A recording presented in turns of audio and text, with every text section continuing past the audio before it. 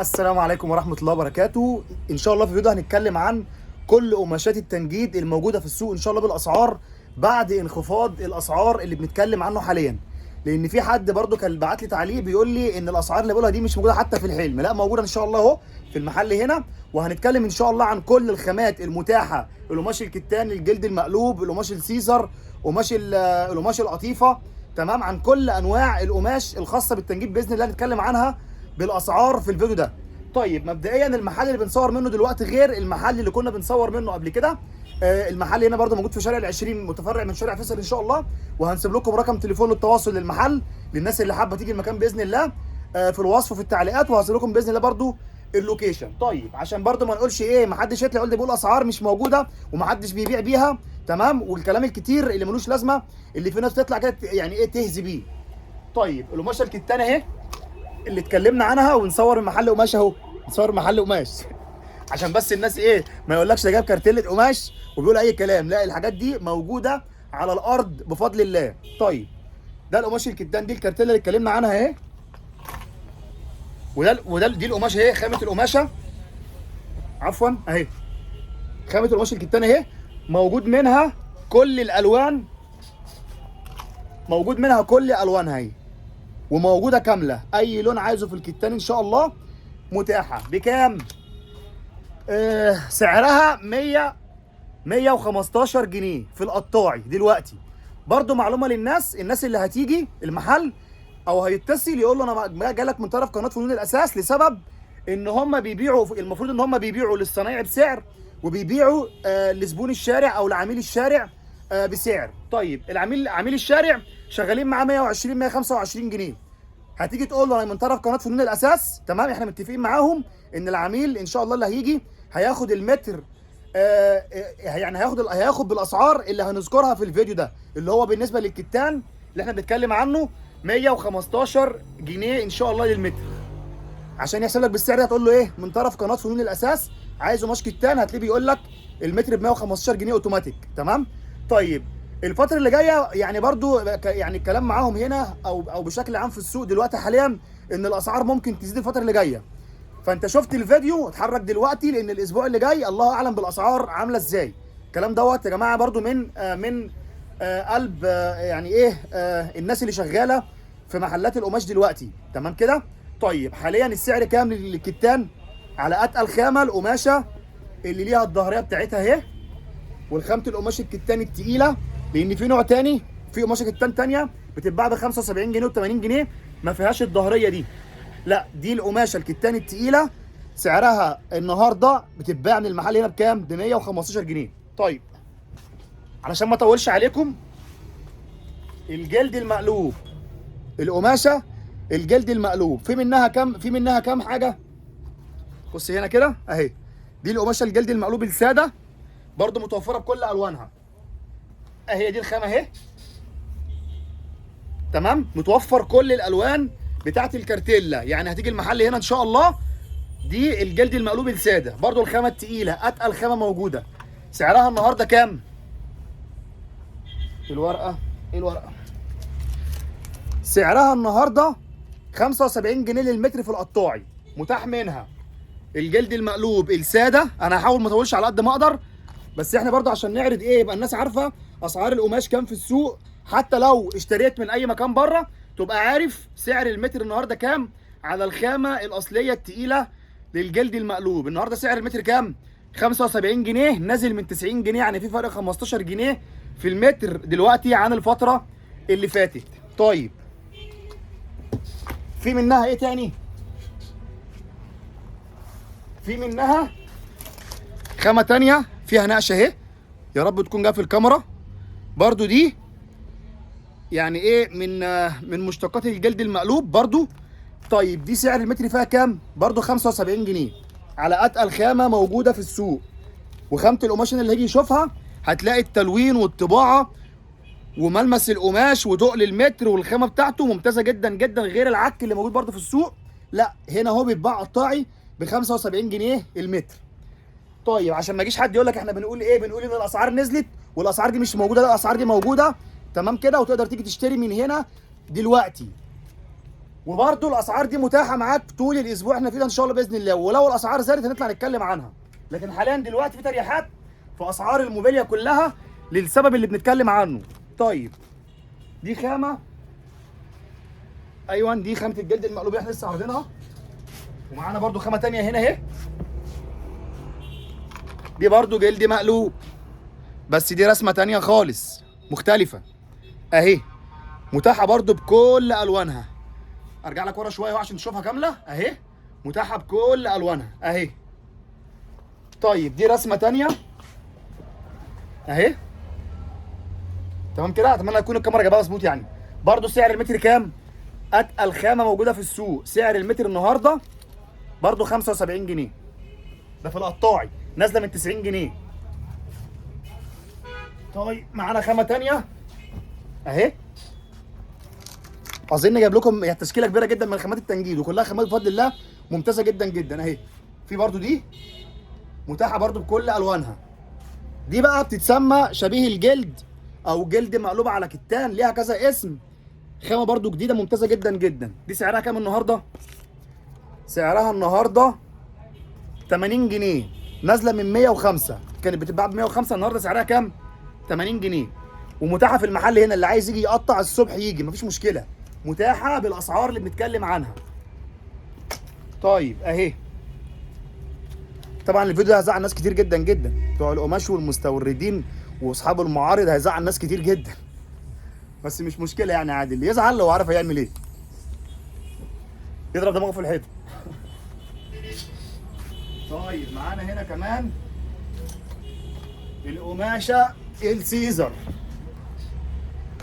هو احنا نقلنا من محل القماش لان هنا بفضل الله في المكان ده عندهم كل القماش اللي احنا طالبينه ومتوفر بكل الوانه ومدين لنا سعر جامد جدا جدا. المحل اللي كنا بنصور فيه التاني حاليا عندهم عجز في الالوان وفي الخامات وفي الكلام ده كله، فالناس اللي هتروح هناك مش هتلاقي طلباتها اللي هي عايزاها.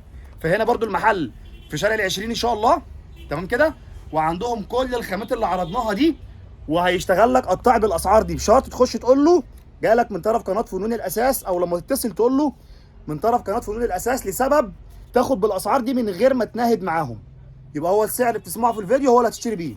دي القماشه السيزر اهي، برضو متاحه ومتوفره ان شاء الله بكل الوانها باذن الله اهي اهي ان شاء الله باذن الله. الناس اللي عايزه القماشه السيزر دي بقى سعرها كام؟ هتسال برقم التليفون اللي سايبه لك، لان دي بيقول لي حاليا دلوقتي لسه بيظبطوا سعرها، برضو في سعرها برضو نزل عن اللي كانوا شغالين بيه قبل كده، ولكن هيتم تحديد السعر ان شاء الله ممكن مثلا ايه النهارده بالليل او حاجه معاهم. فاللي عايز القماشه السيزر يتصل بيهم على الرقم اللي هسيبه لك ان شاء الله في الوصف والتعليقات، تسال عن سعر المتر في القماشه السيزر. برضو اهي متاحه اهي، برضو سعرها نازل بشكل كبير جدا. الاسعار يا جماعه الفتره دي مريحه جدا جدا اهو. معانا ايه تاني؟ معانا القماشه الجاguار. القماشه الجاguار اهي برضه اهي متوفره بكل الوانها. الناس اللي هتيجي ان شاء الله متوفره بكل الوانها. القماشه برضه الجاguار اهي، برضه على الخامه التقيله، لان خد بالك الجاguار دي في منها برضه في السوق مضروب، عامله زي الجلد المقلوب كده، في منها الاصلي والمضروب، والكتان نفس الكلام، في الاصلي والمضروب، تمام. دي برضه نفس النظام اهي، متوفره بكل الوانها. كام سعر المتر؟ سعر المتر معانا 60 جنيه، برضه نازله من 75 جنيه، نازله 15 جنيه في المتر. طيب معانا ايه كمان؟ دي وكفايه على كده بقى، عشان كده هنجيب لها هيتشلوا خالص. فدي وكفايه على كده. طيب هنا دي القماشه القطيفه العرض عرضين، دي بتشتغل في الستاير وبتشتغل في قماش التنجيد برضو اهي، متوفره عندهم برضو بكل الوانها. ديت المتر بتاعها ب 105، نازله برضو من 130 جنيه اهي، موجوده بكام؟ ب 105، وخامات اصليه مليون في الميه، مفيش حاجه فيها مضروبه. يعني برضو سيبك من العك اللي في السوق، بره ممكن تلاقيها ب 130 جنيه في السوق او كانت كده، وفي ناس ما نزلتش الاسعار، هتلاقيها بره بنفس السعر دوت 130 جنيه وب 140 جنيه. لا هنا العرض عرضين، خد بالك هنا العرض عرضين، يعني هنا العرض مثلا 140 او 150، هنا العرض بيكون 2 متر و80، تمام. سعر المتر كام؟ 105. نازله من 130 و135 جنيه وارقام كده كانت ايه، كانت ما شاء الله ارقام عبيطه يعني. طيب هنا برضو ورايا هنا كده هو الستاند ده، في بقى المشجرات دي. تمام، دي المشجرات اللي هي القطيفه، اللي هي يعني الطباعه بتاعتها ممتازه جدا جدا. دي برضو هنا شغاله معانا كام، هقول لك. دي احنا قلنا 75، دي سعرها النهارده 75 جنيه برضو. في منها برضو تشكيله كبيره جدا، ولكن مش هعرف برضو اصور. احنا برضو ايه يعني حجزنا عليهم بالقماش، فالناس اللي هتيجي هنا هتلاقي ان شاء الله باذن الله تشكيله كبيره جدا برضو من القماش القطيفه، اللي هو المشجر، اللي هو الطباعه بتاعته، اللي هي الايه الحاجه اللي تحس ان هي يعني قماشها قيمه جدا. دي برضو سعرها في السوق كام؟ دي سعرها في السوق لحد النهارده بتتباع لحد 95 جنيه، نازله من 95 جنيه. هنا بتتباع بكام المتر؟ هنا المتر سعره ان شاء الله باذن الله 75 جنيه. في مشجره تانية هنا برضو معاهم، هنا اهي. في المشجرات دي هنا سعر المتر فيها 55 جنيه، مظبوط. هنا سعر المتر فيها 55 جنيه، نازله برضو من 70 جنيه و75 جنيه. تمام، الاسعار مريحه. وعشان الناس، في واحد بيقول لي في التعليقات بيقول لي الاسعار دي في الاحلام، لا الاسعار دي في المحل هنا، وهنسيب رقم التليفون وهنسيب العنوان، واي حد عايز شغل يجي المكان هيرحبوا بيه وهيدي لك بالاسعار دي. بس عشان ما تنهدش معاهم زي ما قلت لك، هتقول لهم من طرف قناه فنون الاساس عشان ما تنهدش معاهم، ما تجيش يسمعك اسعار اغلى. لان خد بالك الاسعار احنا بنقولها دي بيشتري بيها الصنايعيه واصحاب المصانع، ما بيشتريش بيها العملاء. انت لو عميل جاي تشتري من عنده وهو ما يعرفكش، الطبيعي ان هسمعك سعر العميل، اتفاق مع المحل انه هيبيع لك بنفس السعر اللي بيبيع بيه للصنايعي، ولكن طبعا بشرط تخش تعرف نفسك على انك جاي له من طرفنا. الكلام واضح اهو، كلام واضح، عشان الناس ما تجيش يخش يسال عن سعر المتر فيقول له السعر اغلى، يمشي يقول لك لا ده رحت لقيت اسعار مختلفه. هتسمع اسعار مختلفه لو ما قلتش انك مش انك من طرفنا. الاتفاق معاهم ان اي حد يجي يقول لك من قناه فنون الاساس هتبيع له زي الصنايعي ما بيبيع وباسعار الفيديو ده. تمام، ولو في اي اختلافات في الاسعار انا هطلع اتكلم في فيديو هقول الاسعار زادت او الاسعار قلت وهكذا. طيب هنا برضو الفرو متاح معانا، ده كان بيتباع لحد 350 جنيه المتر ده، النهارده ب 260 جنيه موجود اهو، موجود واتقل خامه وحاجه محترمه جدا جدا وحاجه بفضل الله مشرفه جدا. طيب احنا ليه برضو بنتكلم عن الموضوع ده دلوقتي؟ لان احنا طلعنا قلنا الاسعار نزلت بشكل كبير جدا، في ناس مش مصدقه، لا اهو. زائد ان برضو كان في ناس طالبه مني اطلع اتكلم عن قماش التنجيد بالاسعار، جبت لكم كل الانواع اللي موجوده باسعارها من مكان بفضل الله. الخامات عنده كلها بفضل الله تقيله واصليه وحاجه محترمه جدا جدا، مش هتناهد معاه، هتخش تقول لك من طرفنا هيدي لك بالاسعار اللي قلنا عنها في الفيديو، مفيش مناهده مفيش وجع دماغ. ومكان بفضل الله يعني برضو الناس اللي فيه ناس محترمين جدا جدا وهيقابلوك احسن مقابله، ده وده اهم ما في الموضوع. طيب الاسعار احنا قلناها، اي خامه انت عايزها اكتب في ورقه، شغل الفيديو من اول وجديد تاني واكتب في ورقه الاسم بتاع الخامه بالسعر اللي اتكلمنا عنه، هتيجي بالورقه دي ان شاء الله المحل زي ما قلنا، هتقول له انا من طرف قناه فنون الاساس عايز 1 2 3، هيبدا ان شاء الله يتعامل معاك. الجو حر معلش انا عرقت عشان خاطر فاصل المروحه عشان صوتها هيغلوش على صوتي. طيب نقول ايه كمان؟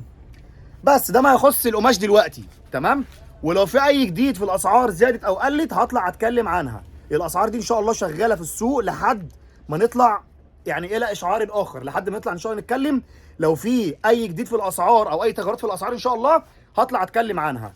الناس اللي عايز تيجي المحل هنا ان شاء الله باذن الله هسيب لك العنوان وهسيب لك لوكيشن ورقم تليفون المحل ورقم تليفون صاحب المحل باذن الله في المكان هنا، هسيبه لك ان شاء الله باذن الله في الوصف والتعليقات بحيث تعرف توصل بسهوله.